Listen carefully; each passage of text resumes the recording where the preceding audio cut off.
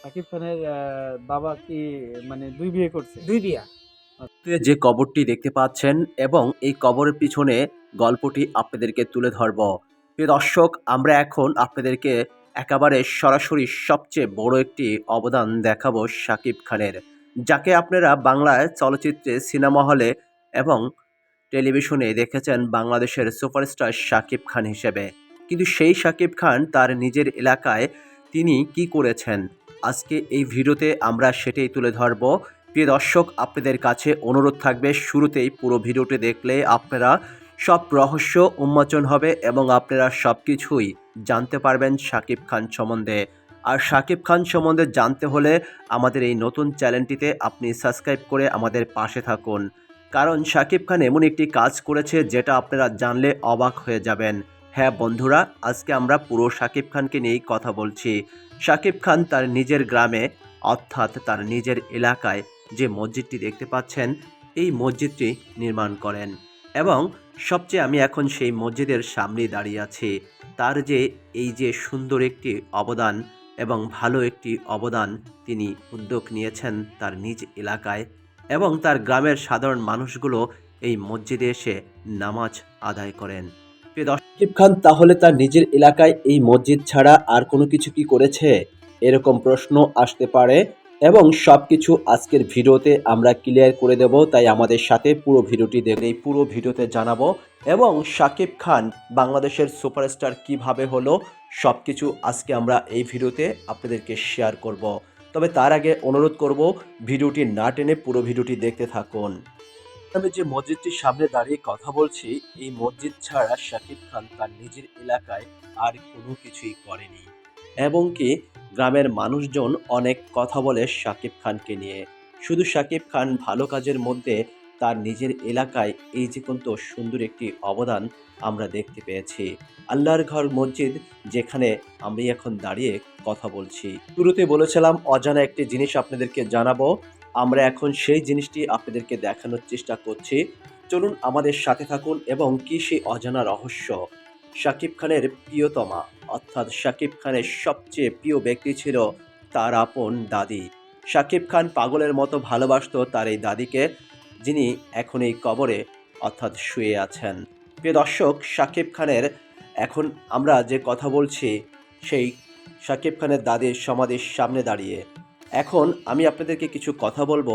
আমি এখানকার মানুষের সাথে অনেক কথা বলেছি এবং জানতে পেরেছি শাকিব খান তার দাদিকে সবচেয়ে বেশি ভালোবাসতো, যেই জন্য শাকিব খান তার দাদিকে দেখার জন্য প্রায়ই ঢাকা থেকে ছুটে আসতো। একজন হিরোর মন মানসিকতা কত দাদির প্রতি ভালোবাসা ছিল, তা আমি এলাকায় এসে জানতে পেরেছি। আমি এখন সেই শাকিব খানের প্রিয় মানুষটির, অর্থাৎ তার যে দাদি ছিল, তার দাদির কবরের সামনে দাঁড়িয়ে আপনাদের সাথে কথা বলছি। এখন আপনাদেরকে কিছু কথা বলবো এবং শাকিব খান সম্বন্ধে তার নিজের এলাকার মানুষজন কি বলে, সবকিছু আজকের এই ভিডিওতে আমরা তুলে ধরব।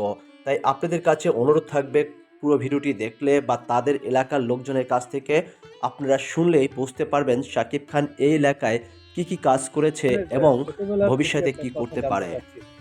শাকিব খানের জন্ম তো এখানেই। এই জন্ম আর কি এইখানে আর কি, বাপে ওই ঢাকা বিয়ে করছে নারায়ণগঞ্জ, ওইখানে আর কি জন্ম। মানে তার ওইখানে গ্রামের বাড়ি জন্ম। এখানে। হ্যাঁ, গ্রামের বাড়ি, বাপের গ্রামের বাড়ি। এখানে শাকিব খান আসতো ছোটবেলায়? আসতো ছোট দাদি যখন থাকতো তখন মাসের পর মাস, 2 মাস 3 মাস এসে প্রায় পরে আসার পরে আর কি 1 সপ্তাহ থাকতে দিত। তারপরে আর কি ওই আর বাপের ওই জায়গায় থাকতে লেখাপড়া স্কুলে ভর্তি করলো, লেখাপড়া করলো। ওদিকে ওর ভালো ব্রেন ছিল, ভালো একটা পেয়ে গেল ব্রেনটে। তো শাকিব খান নায়ক হওয়ার পরে কি এখানে আসার পরে কি আপনি দেখছেন? হ্যাঁ, নায়ক হয়েছে বারা পয়লা যখন ছবি টবি কয়েকটা করলো বারা, গ্রামের মানুষের কাছে আজকে দোয়া চাইলো। হ্যাঁ, আপনি দেখছেন সরাসরি? হ্যাঁ, সরাসরি।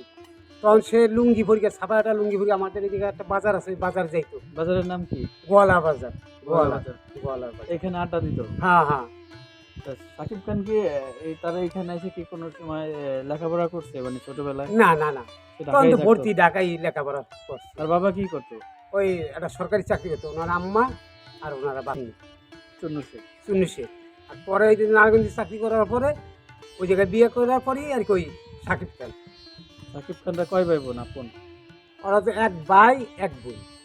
এক ভাই এক বোন। আর আগের ঘরে আগের ঘরে ওই চুন্নু একাই। একাই, জি। আর কোনো ভাই বোন ছিল না না।